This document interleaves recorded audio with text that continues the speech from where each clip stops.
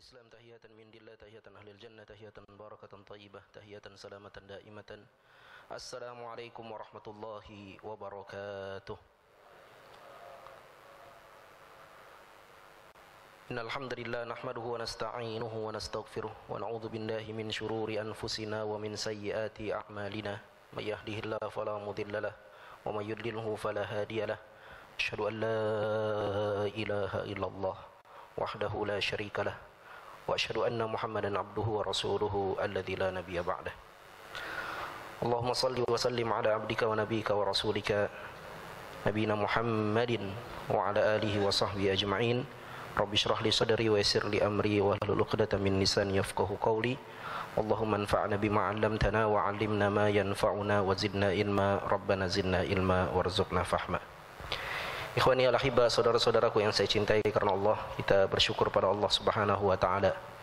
Dialah Allah Subhanahu wa taala yang telah menggerakkan hati kita, mempermudah langkah kaki kita untuk datang ke majelis ini. Kita telah laksanakan salat maghrib secara berjamaah dan insyaallah kita akan lanjutkan dengan aktivitas yang terbaik di mata Allah dan Rasulnya, yaitu mempelajari Al-Quran. Ya, kata Nabi sallallahu alaihi wasallam, khairukum man ta'allama al-Quran wa 'allamah. Sebaik-baik kalian adalah orang yang mempelajari Al-Quran dan yang mengajarkannya. Ya, dalam hadis yang lain kata Nabi sallallahu alaihi wasallam, man yuridillahu bihi khairan yufaqihu fid din. Barang siapa yang dikehendaki oleh Allah Subhanahu wa taala kebaikan, maka Allah Subhanahu wa taala akan mempermudah ia memahami agama. Semoga hadirnya kita di tempat ini merupakan bagian dari takdir Allah Subhanahu wa taala, bahwa Allah Subhanahu wa taala menginginkan kebaikan dalam hidup kita. Amin ya rabbal alamin. Ikhwani al-ahibba, insyaallah malam hari ini kita akan melanjutkan kajian tafsir Al-Qur'anul Azim yang disusun oleh Al-Imam Ibnu Katsir rahimahullahu taala, dan malam ini pembahasan kita memasuki pembahasan tafsir surat Al-Baqarah ayat 11 sampai dengan 13. Surat Al-Baqarah ayat 11 sampai 13. Tadi kita sudah baca. Kita masuk ayat 11 dan 12. Wa idza, wa dan ya, idza apabila, qila dikatakan, lahum kepada mereka, la tufsidu, la jangan, ya, tufsidu kalian membuat kerusakan, fil ardi di muka bumi. Qalu mereka berkata, innama sesungguhnya, nahnu kami, muslihun orang-orang yang membuat perbaikan. Ya. Ini kita biasakan ya, baca ada Quran itu terjemah perkata gitu ya. Kalau kita baca Quran terjemah perkata, kita biasakan tuh baca terjemahnya satu kata, itu lama-lama lancar sendiri Pak, insyaallah. Ya. Nenek saya ya, almarhumah itu dulu waktu masih hidup, beliau privat ya, belajar ngaji terjemah kata Al-Quran. Ada guru ngajinya datang gitu, sampai akhirnya guru ngajinya wafat dan nenek saya wafat.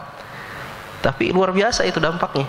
Iya, nenek saya udah umur hampir 70 tahun, tapi beliau kalau baca Quran paham itu artinya, karena belajar sungguh-sungguh gitu. Ya, ini tergantung kesungguhan sebetulnya. Ya. Ala ketahuilah, innahum sesungguhnya mereka, hum mereka, kan tadi udah ya masuk hum lagi kan, sesungguhnya hum mereka al mufsidun, mereka itulah orang-orang yang membuat kerusakan. Wa apa tadi, wa di atas tadi, dan lakin tetapi, la tidak yash'urun, akan tetapi mereka tidak menyadarinya. Ya, jadi ini ayat 11 dan 12 Allah Subhanahu wa taala berfirman, wa idza qila lahum, dan apabila dikatakan pada mereka, la tufsidu fil ard, jangan membuat kerusakan di muka bumi. Qalu mereka berkata, innama nahnu muslihun, sesungguhnya kami ini enggak berbuat kerusakan, kami malah melakukan perbaikan. Ala ketahuilah, innahum humul mufsidun, sesungguhnya mereka itu berbuat kerusakan, walakin la yash'urun, akan tetapi mereka tidak menyadari. Jadi di ayat 11 dan 12 ini Allah Subhanahu wa taala ingin mengungkapkan salah satu ciri lagi orang munafik, yaitu orang munafik ini sering melakukan harakatul ifsad, gerakan kerusakan, ya, gerakan pengrusakan di muka bumi. Tapi saat mereka melakukan kerusakan itu, mereka mengaku-ngaku bahwa mereka sedang melakukan harakatul islah. Mereka sedang melakukan gerakan perbaikan, gerakan reformasi. Kami nggak merusak, kami sedang mereformasi, kami sedang islah. Ya. Padahal yang mereka sebut perbaikan itu sesungguhnya adalah ifsad. Yang mereka sebut perbaikan itu sesungguhnya adalah kerusakan. Jadi ini ciri berikutnya dari sifat orang munafik, ya. Di ayat sebelumnya kita sudah bahas, ya. Ciri orang munafik, ya. Yang pertama, wa minan nasi may yaqulu amanna billahi wa bil yaumil akhir wa ma hum bimumin. Ya. Mereka mengaku bahwa mereka itu beriman pada Allah dan hari akhir, padahal mereka tidak beriman. Ya. Yaqulu amanna billahi wa bil yaumil akhir wa ma hum bimumin. Yukhadi'una Allah wal ladzina amanu wa ma yakhda'una illa anfusahum wa ma yash'urun. Fi qulubihim maradun fazadahumullahu marada wa lahum 'adzabun alimun bima kanu yakdzibun. Itu pada ayat sebelumnya Allah Subhanahu wa taala menjelaskan bahwa orang munafik itu berusaha menipu Allah, padahal mereka yang tertipu sendiri dan dalam hati mereka ada penyakit. Ya. Pada pertemuan yang lalu kita sudah bahas, ya, bahwa orang munafik ini merupakan spesies baru, jenis baru dari manusia yang sebelumnya nggak pernah ada. Dia baru ada kapan, Pak? Tahun kedua sesudah hijrah. Jadi dari sejak zaman Nabi Adam alaihissalam sampai kemudian zaman Nabi Muhammad sallallahu alaihi wasallam, beliau berdakwah di kota Mekah, nggak pernah ada yang namanya orang munafik ini, nggak ada. Ya. Karena orang munafik ini mudzabdzabina baina dzalika la ilaha illa wa la ilaha illa. Mereka ini antara mukmin dan kafir. Tampilannya mukmin padahal kafir. Disebut kafir tapi ngaku mukmin. Nah, itu dulunya nggak ada yang kayak begitu. Dulunya manusia itu hanya terbagi menjadi dua, mukmin atau kafir. Ya, bahkan ketika Rasulullah di Mekah juga demikian. Hanya ada dua jenis manusia, mukmin dan kafir. Ketika Rasulullah sallallahu alaihi wasallam hijrah ke kota Madinah, juga masih ada dua saja manusia itu, mukmin dan kafir. Sampai ketika Nabi sallallahu alaihi wasallam memenangkan perang Badar. Ini perang yang sangat fenomenal. 313 kaum muslimin dengan persenjataan seadanya menghadapi 1000 orang kafir dengan persenjataan lengkap. Dan orang-orang kafir di kota Madinah ketika itu berkata, nggak mungkin ini Muhammad akan menang. Dan ternyata Nabi Muhammad sallallahu alaihi wasallam mendapatkan kemenangan. Maka sebagian orang-orang kafir di kota Madinah itu mengaku-ngaku beriman sesudah melihat Rasulullah mendapatkan kemenangan. Ya, nah, orang kafir yang mengaku beriman inilah yang disebut sebagai orang munafik. Ya, yang dalam perjalanan nanti orang-orang munafik ini menjadi duri dalam daging, dalam tubuh kaum muslimin. Mereka merongrong keberadaan kaum muslimin, bahkan mereka membantu orang-orang kafir untuk menyerang kaum muslimin. Maka kita perlu tahu ini ciri-ciri mereka ini, agar kita waspada terhadap keberadaan mereka. Dan keberadaan mereka terus ada sampai akhir zaman, terus ada keberadaan orang-orang munafik ini. Ya. Bahkan umur jenis manusia seperti ini lebih panjang daripada orang beriman. Kenapa? Karena orang beriman sebelum hari kiamat sudah Allah Subhanahu wa taala matikan terlebih dahulu. Ya kan? Dalam hadis yang menjelaskan mengenai salah satu tanda hari kiamat itu adalah angin yang berhembus dari arah Yaman. Ya. Nanti menjelang hari kiamat akan ada angin yang berhembus dari arah Yaman, yang setiap orang beriman yang mencium angin tersebut, orang beriman itu akan mati. Sehingga yang tertinggal di dunia tinggal siapa? Tinggal orang kafir dan orang munafik. Ya, orang beriman sudah mati duluan. Tertinggal di dunia orang kafir dan orang munafik. Dan orang kafir dan orang munafik inilah yang nanti akan merasakan dahsyatnya hari kiamat. Idza zulzilatil ardu zilzalaha wa akhrajatil ardu athqalaha. Ya, atau dalam surat Al-Qari'ah, yauma yakunun nasu kal farashil mabthuth wa takunul jibalu kal ihnil manfush. Hancur dunia ini sehancur-hancurnya. Dibalik-balik dunia ini digulung oleh Allah Subhanahu wa taala, orang beriman enggak merasakan. Yang merasakan dahsyatnya kehancuran alam semesta ini siapa? Orang kafir dan orang munafik.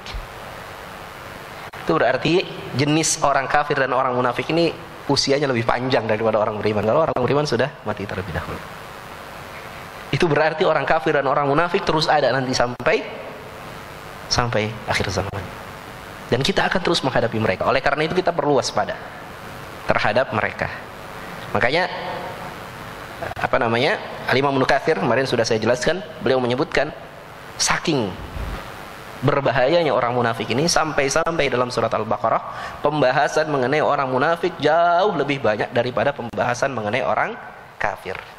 Ya, di awal surat Al-Baqarah ayat 1 sampai 20 mengenai orang beriman hanya dibahas 3 ayat.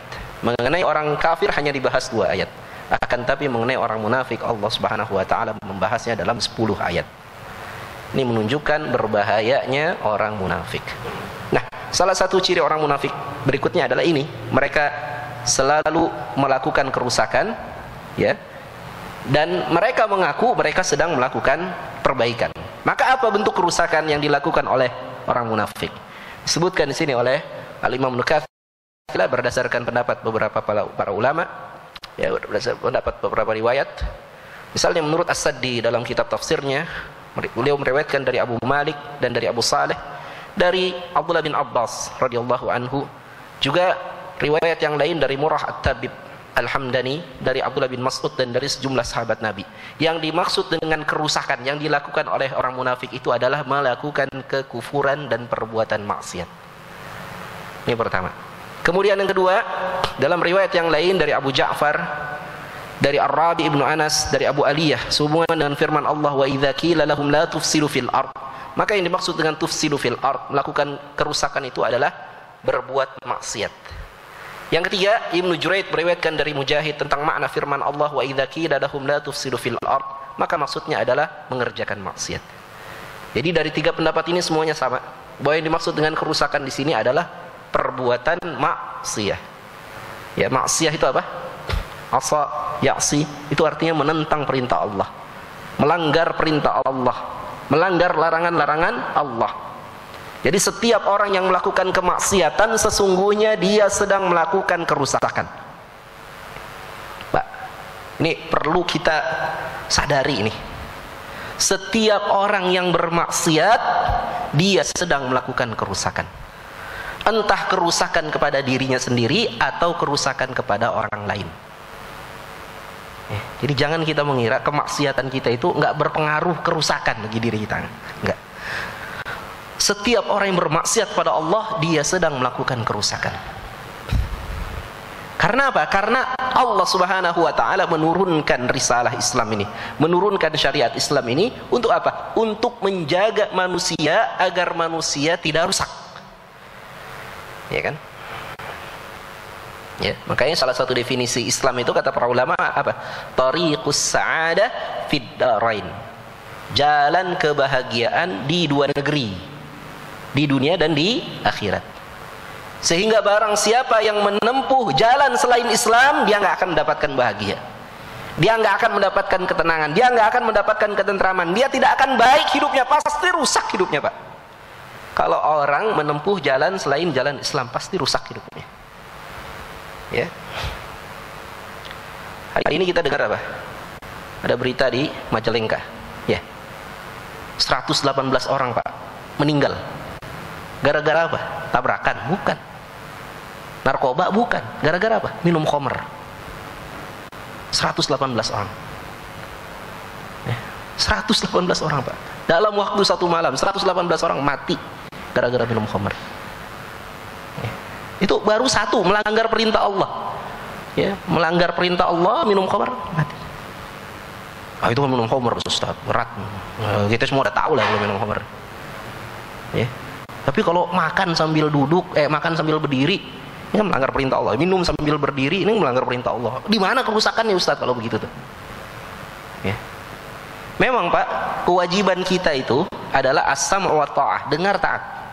Gak perlu kita cari-cari alasan kenapa Allah Subhanahu wa taala melarang ini, kenapa Allah perintahkan ini.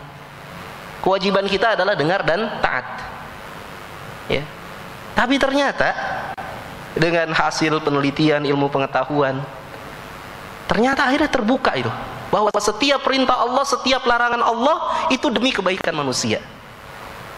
Ya, misalnya apa? Misalnya kenapa Allah Subhanahu wa taala, kenapa Rasulullah sallallahu alaihi wasallam melarang kita makan dan minum berdiri? La tashrabanna ahadukum qa'iman. Jangan minum kalian sambil berdiri. Walaupun larangan ini sebagian ulama menyebutkannya makruh, bukan haram, ya. Tapi ada yang sebagian besar menyebutnya ini haram atau makruhnya makruh litanzih. Makruhnya makruh. Ya sebaiknya jangan dikerjakan. Ya karena ternyata berdasarkan ilmu pengetahuan, ya, ini di dalam tubuh kita ini, dalam organ pencernaan kita ini ada semacam klep gitu. Ada semacam klep filter pembersih.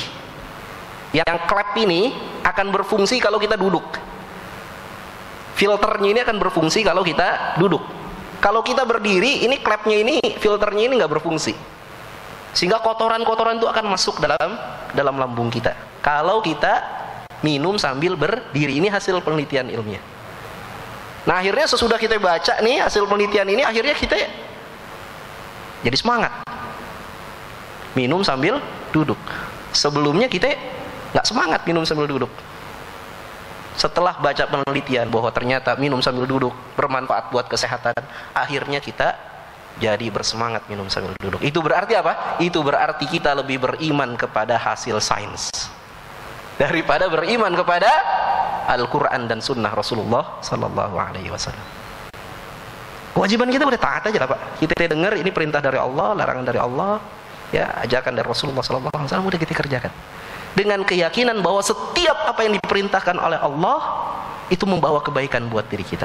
Dan setiap larangan dari Allah kalau kita langgar membawa kerusakan bagi diri kita. Maksiyah itu membawa kerusakan. Ya. Meskipun belum datang tadi penelitian ilmiahnya, wajib bagi kita untuk mengamalkannya. Paham Pak ya? Maksud saya paham ya? Ini banyak orang sekarang lebih yakin itu dengan sains daripada dengan Al-Quran dan Sunnah. Ini musibah. Ya. Harusnya sudahlah kalau kita tahu ini perintah Allah, ya, Sunnah Rasulullah SAW kita amalkan. Karena di dalamnya pasti ada kebaikan. Melanggarnya pasti ada kerusakan. Dan demikianlah orang-orang munafik, mereka bermaksiat kepada Allah, mereka ingkar kepada Allah, maka hidupnya kemudian rusak. Yang dalam surat Al-Hasyr disebutkan apa? Ya, wala takunu kalladzina nasullaha fa ansahum anfusahum. Janganlah kalian menjadi seperti orang-orang yang lupa kepada Allah. Akibatnya apa kalau lupa kepada Allah?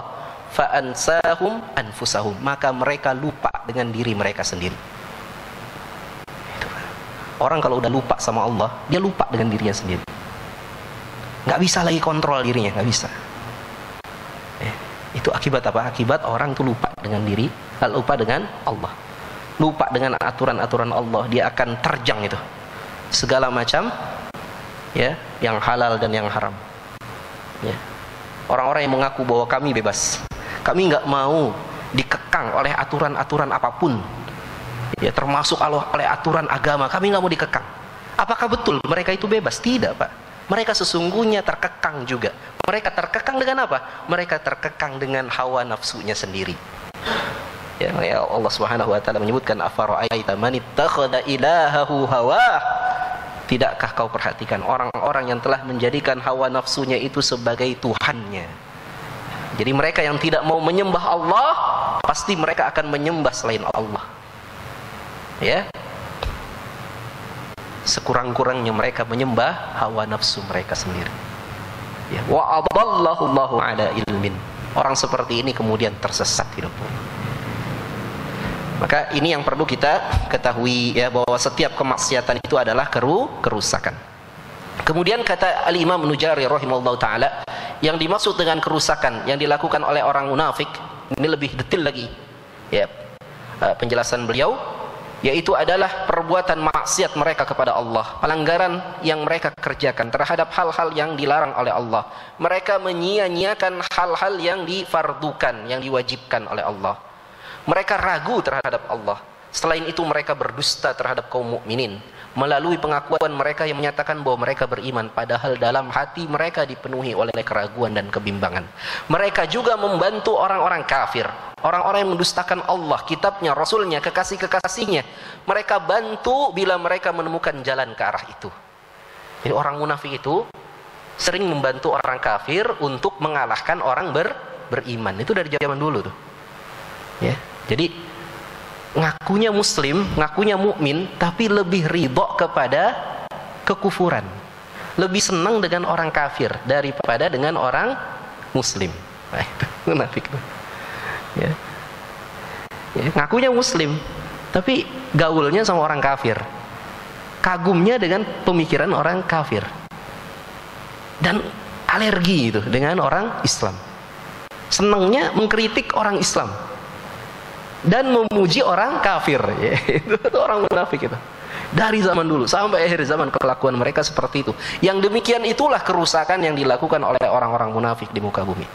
Nah, ada lagi satu pendapat, kata Imam Al-Hasan Al-Basri, ya, dikutip oleh Imam Al-Kathir, bahwa sesungguhnya yang dimaksud dengan kerusakan di muka bumi ini adalah apabila orang-orang beriman sudah menjadikan orang-orang kafir sebagai wali mereka. Apa itu wali? Wali itu pelindung atau pemimpin mereka. Jadi ini kerusakan yang besar. Ya. Jadi kerusakan yang besar di muka bumi ketika orang kafir sudah diangkat oleh orang beriman sebagai pemimpin mereka. Ya, Allah Subhanahu wa taala berfirman dalam surat Al-Anfal ayat 73. Walladzina kafaru ba'dhuhum awliya'u ba'd. Orang-orang kafir itu sebagian mereka menjadi pelindung bagi sebagian yang lain. Illa taf'aluh, kalau kalian tidak hentikan mereka, ya. Maksudnya kalau kalian tidak melaksanakan apa yang diperintahkan oleh Allah, maksudnya di sini adalah di ayat sebelumnya Allah memerintahkan agar orang beriman itu menjadi pelindung bagi orang beriman. Tapi kalau kemudian kita langgar perintah itu, kita malah menjadikan orang kafir sebagai pemimpin kita, apa yang terjadi? Takun fitnatun fil ard. Maka akan terjadi kekacauan di muka bumi. Wa fasadun kabir. Dan akan terjadi kerusakan yang besar. Jadi kerusakan yang besar dan fitnah terjadi karena apa, Pak? Karena orang-orang kafir ditunjuk menjadi pemimpin oleh orang-orang beriman. Ya. Makanya dalam ayat yang lain, surat An-Nisa ayat 144, Allah Subhanahu wa taala tegas melarang kita menjadikan orang kafir itu sebagai pemimpin. Ya ayyuhalladzina amanu, wahai orang-orang yang beriman, la tattakhidul kafirina awliya. Janganlah kalian jadikan orang kafir itu sebagai pemimpin kalian, sebagai wali kalian, pelindung pemimpin. Min dunil mu'minin, dan kalian tinggalkan orang beriman. Aturiduna an taj'alu lillahi 'alaikum sultanan mubina. Apakah kalian ingin agar Allah Subhanahu wa taala, ya, menjadikan alasan untuk kalian, ya, sultana mubida, kekuasaan yang nyata? Maksudnya, apakah kalian ingin Allah Subhanahu wa taala jatuhkan kepada kalian siksaan? Nah, ini peringatan besar kepada orang beriman agar orang beriman tidak menjadikan orang kafir sebagai pemimpin. Surat apa tadi, Pak? An-Nisa ayat 144. Coba Pak kita baca ayat sebelumnya dan ayat sesudahnya. Baca ya, kelihatan ya. Baca An-Nisa 144 ini, ya. Ya. Baca An-Nisa 144 ini, jangan tinggalkan baca 4-5 ayat sebelumnya. 138. Allah Subhanahu wa taala menjelaskan salah satu ciri orang munafik. Apa? Basyiril munafiqin. Beri kabar gembira kepada orang munafik. Bi anna lahum 'adzaban alima. Sesungguhnya bagi mereka azab yang pedih. Ini Allah mengejek orang munafik, ya. Biasanya kan kabar gembira itu sesuatu yang menyenangkan, ya. Tapi di ayat ini Allah mengejek orang kafir dengan ungkapan basyiril munafikin. Kasih kabar gembira. Kabar gembiranya apa? Azab yang pedih. Kenapa mereka diberikan azab yang pedih? Alladzina yattakhidunal kafirina awliya'a min dunil mu'minin. Yaitu orang-orang yang menjadikan orang-orang kafir sebagai pemimpin mereka, pelindung mereka, teman-teman mereka. Min dunil mu'minin, selain orang beriman. Ayabtaghuna indahumul izzah. Kenapa orang munafik ini menjadikan orang kafir sebagai pemimpin? Apakah mereka ingin, ya, mencari izzah, kemuliaan, ya, di sisi indahum, di sisi orang-orang kafir itu? Fa innal izzata lillahi jami'a. Karena sesungguhnya izzah itu, kemuliaan itu, kekuatan itu seluruhnya hanya milik Allah. Jadi alasan orang munafik menjadikan orang kafir sebagai pemimpin itu apa, Pak? Cari muka, Pak. Cari izzah di kemuliaan. Cari muka di hadapan orang kafir. Ya. Itu ayat 138, 139, 140 terus ini menjelaskan mengenai orang munafik. Sampai kemudian tadi masuk ayat 144 dan 145 Allah jelaskan azab yang pedih bagi orang munafik tadi itu apa? Di 145. Azab yang pedihnya adalah innal munafiqina fid darkil asfali minan nar walan tajida lahum nasira. Sesungguhnya orang munafik itu nanti akan ditempatkan pada tingkatan yang paling bawah dari neraka dan kamu sekali-kali tidak mendapatkan seorang pun penolong bagi mereka. Jadi itu Pak ya, salah satu ifsad, salah satu kerusakan yang dilakukan oleh orang munafik apa tadi? Ketika mereka menjadikan orang kafir sebagai pemimpin. Ya. Kemudian dijelaskan lagi alasan mereka menjadikan orang kafir itu sebagai pemimpin apa? Alasannya adalah kami ingin menjadi juru islah, juru damai antara orang beriman dan orang kafir. Udah orang beriman sama orang kafir nggak usah berantem deh. Udah sekali-kali orang kafir jadi pemimpin. Nanti besok orang beriman jadi pemimpin. Udah ganti-gantian aja lah. Biar pada damai semua lah. Itu alasannya Pak. Itu alasan orang munafik yang disebutkan oleh Imam Nukathir. Ya. Sebagaimana disebutkan pula oleh Muhammad bin Ishaq dari Muhammad bin Abi Muhammad dari Ikrimah dari Said bin Jubair dari Ibnu Abbas sehubungan dengan firman Allah wa idza qila lahum la tufsidu fil ard qalu innama nahnu muslihun. Alasannya apa? Sesungguhnya kami ini ingin melakukan perbaikan. Maksudnya apa? Ingin melakukan perdamaian antara dua golongan, yaitu antara golongan orang beriman dan golongan ahlu kitab. Ya, ini alasan-alasan kayak begini masih ada nggak Pak hari ini Pak? Masih Pak, banyak Pak logika-logika kayak begini. Udahlah kita damai, udah ganti-gantian lah jadi pemimpin. Masa nggak boleh sih orang kafir jadi pemimpin? Ini kan hak asasi manusia kan? Ini nggak, udah kita ini negara kan bukan negara agama kan? Udahlah nggak apa-apa lah. Gitu Pak. Ya, baiklah negara kita bukan negara agama, tapi kita sebagai Muslim kita dibimbing oleh agama. Kita tidak boleh memilih pemimpin kafir. Tidak boleh. Ya. Kenapa? Karena orang kafir itu telah melakukan dosa yang paling besar kepada Allah. Ya. Dosa yang paling besar kepada Allah adalah mengingkari Allah. Ya. Coba bayangkan Pak, kalau ada anak Pak, ini anak nih, lahir dari seorang ibu, ya, dibesarkan oleh ayahnya, kasih makan, ya, dibimbing, dididik, dilindungi, kasih pakaian, diberi naungan, terus sampai akhirnya dia besar, ya, dia remaja, dia dewasa, udah gede, dia ngomong sama bapak ibunya yang udah membesarkan dia, Pak, Bu, Bapak, Ibu bukan orang tua saya. Kira-kira ini anak kurang ajar apa enggak Pak? Udah dari sejak kecil dimandiin, Pak, Bu, bukan bapak saya, bapak, Ibu bukan ibu saya. Dia bilang, padahal ibunya tahu ini dia lahir dari rahim ibunya gitu. Dia yang menggendong pertama kali, dia yang menyusukan pertama kali, dididik, dijaga, enggak sampai ketuker ini. Tapi kemudian dia bilang, Pak, Bu, Bapak, Ibu bukan orang tua saya. Kita sebut anak ini anak soleh atau tidak Pak? Anak durhaka ini Pak. Nah kalau ada seorang hamba, seorang manusia yang Allah subhanahu wa ta'ala sudah ciptakan dia, sudah berikan rizki kepada dia, sudah lindungi dia, sudah beri petunjuk kepada dia, ya kan? Wa wajadaka fadalan fahada. Kita bingung Allah kasih petunjuk. Wa wajadaka ailan faagna. Kita ini kekurangan, nggak punya apa-apa, Allah kasih rizki kepada kita. Ya. Allah sudah berikan segala-galanya pada kita, lantas kita berkata, ya Allah, engkau bukan Tuhanku. Kira-kira durhaka atau tidak Pak? Ini durhaka yang paling besar. Ya, kedurhakaan yang paling besar. Seseorang yang mengingkari Rabbnya, mengingkari Tuhannya. Ya.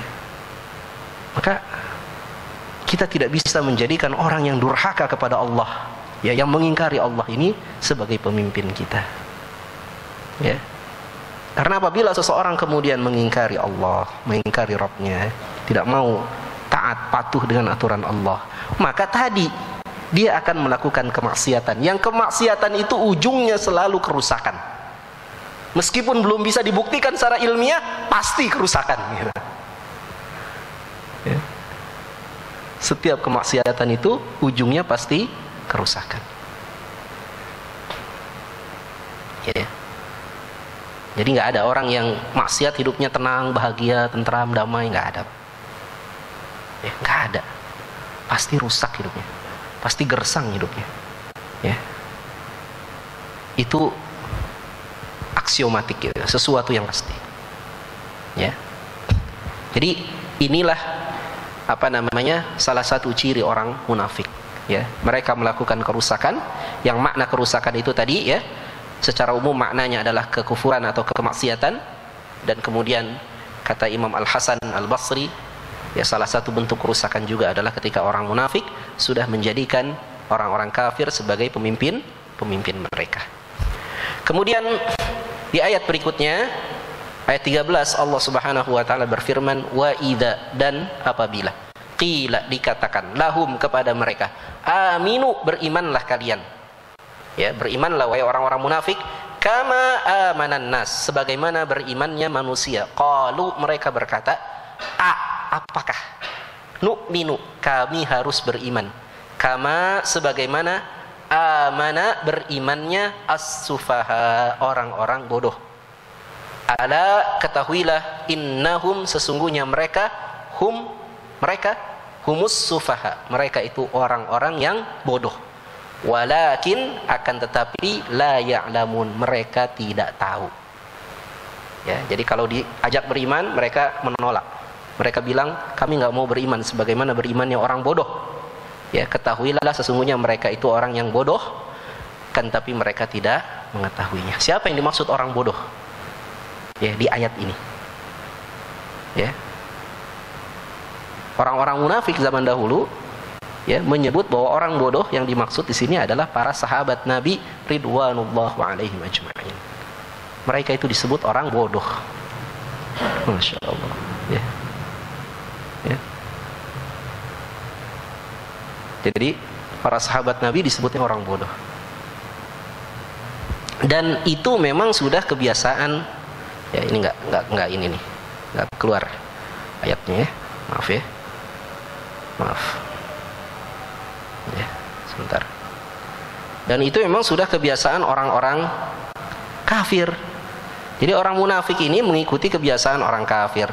Orang kafir itu sering mencela orang beriman sebagai orang bodoh.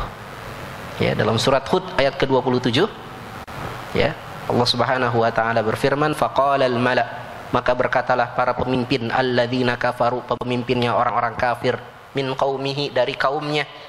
Ini cerita mengenai Nabi Nuh ya. Ya. Ma naraka illa basyara mithlana, kami enggak lihat kamu itu kecuali manusia biasa seperti kami. Wa ma naraka taba'aka illa alladzina hum aradhiluna badiyar ra'yi, dan kami melihat yang mengikutimu itu adalah orang-orang yang hina dina. Badiyar ra'yi, badiyar ra'yi ini artinya orang yang lemah pikirannya. Ya, badiyar ra'yi.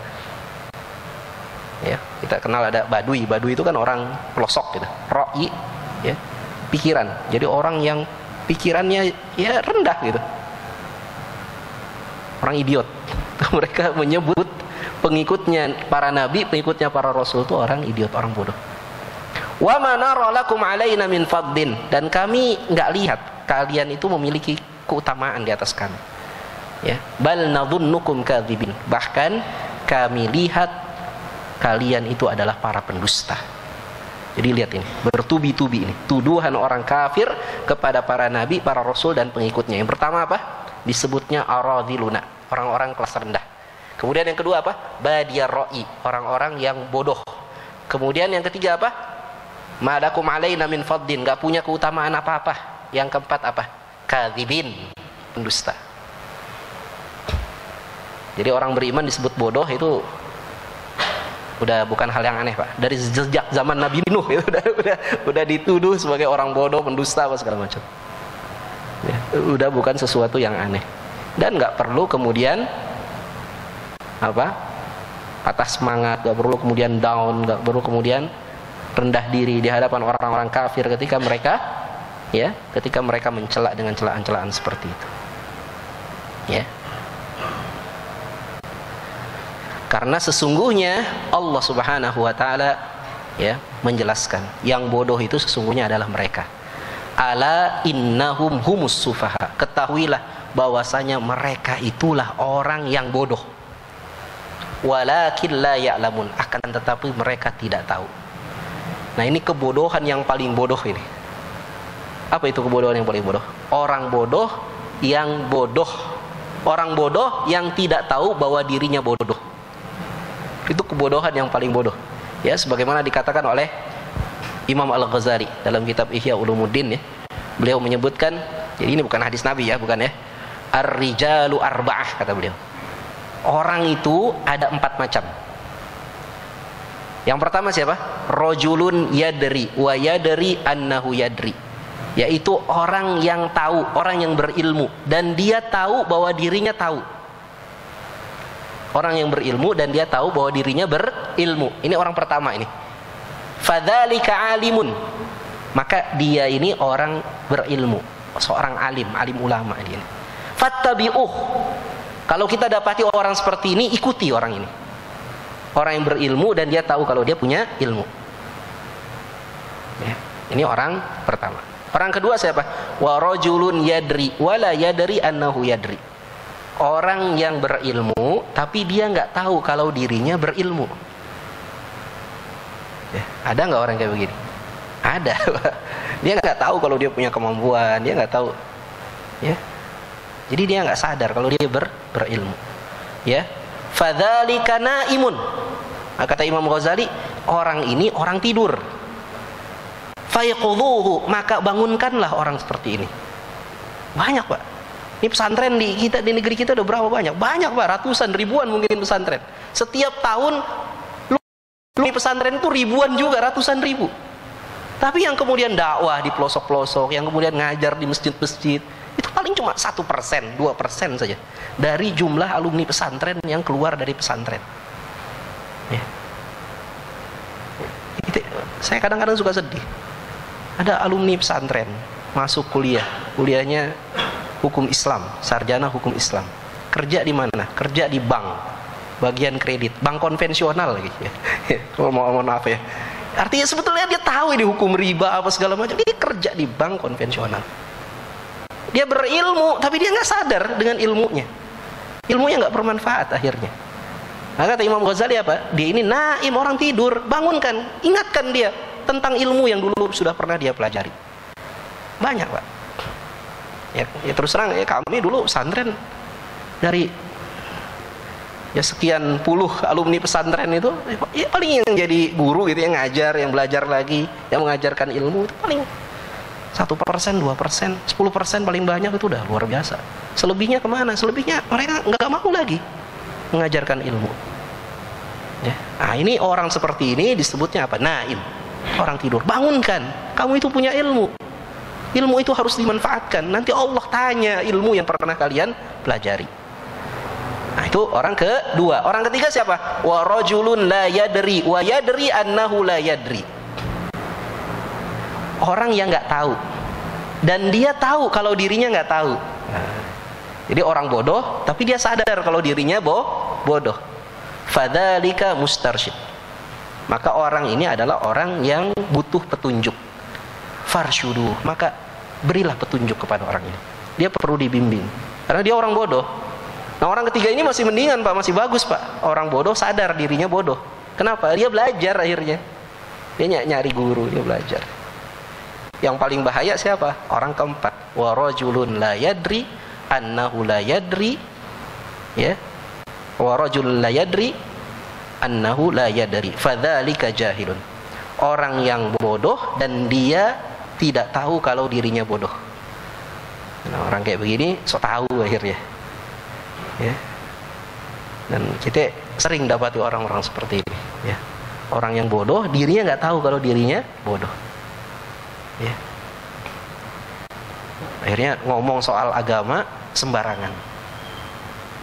Pak, kalau ada orang yang nggak pernah belajar kedokteran, terus dia bicara soal jenis-jenis penyakit, ya, dia bicara soal obat-obatan, ya, dia bicara seakan-akan dia orang ahli gitu. Kira-kira kita akan dengarkan orang ini atau tidak, Pak? Enggak, Pak. Dia nggak pernah belajar kedokteran, ya. Orang yang nggak ngerti mesin gitu, terus dia bicara soal mobil, mesin mobil, enggak, kita nggak akan dengar. Tapi kenapa banyak ya orang, ya, di warung kopi, di rumah makan, di medsos, ya, nggak ngerti agama, bicara agama gitu, terus didengar lagi, dianggap boleh ngomong soal agama. Ini kan musibah. Ya, kalau nggak ngerti udah diem aja lah, ya, biarkan orang yang ngerti yang bicara tentang agama. Nah, ini banyak orang-orang seperti ini, ya. Makanya orang seperti ini orang yang paling berbahaya. Fadzalika jahilun, kata Imam Al-Ghazali, maka inilah orang yang bodoh. Farfuduh, maka tinggalkanlah orang seperti ini, ya. Sehingga orang munafik tadi masuknya dalam kategori yang mana, Pak, tadi, Pak? Masuknya dalam kategori keempat. Karena Allah Subhanahu wa taala tegaskan apa? Ala innahum humus sufaha. Ketahuilah bahwa mereka itu sesungguhnya adalah orang yang bodoh, walakin la ya'lamun, akan tapi mereka enggak tahu kalau dirinya itu bodoh. Maka tinggalkanlah orang-orang munafik ini. Kita udah kasih tahu, ya, berikan penjelasan kepada mereka, ya, tapi karena mereka ini orang bodoh dan mereka menolak, ya enggak akan berpengaruh apa-apa. Ya. Jadi inilah salah satu ciri orang munafik, yaitu mereka bangga dengan kebodohan mereka, mereka sok tahu, dan kemudian mereka menuduh orang-orang beriman itu sebagai orang-orang yang bodoh. Demikian, wallahu a'lam bishawab. Mudah-mudahan bermanfaat kajian kita malam hari ini. Insyaallah pada pertemuan yang akan datang kita akan bahas, ya, ciri-ciri orang-orang munafik berikutnya. Kita tutup sama-sama dengan baca doa kafaratul majlis. Subhanakallahumma bihamdika asyhadu an la ilaha illa anta astaghfiruka wa atubu ilaik. Walhamdulillahirabbil alamin. Assalamualaikum warahmatullahi wabarakatuh.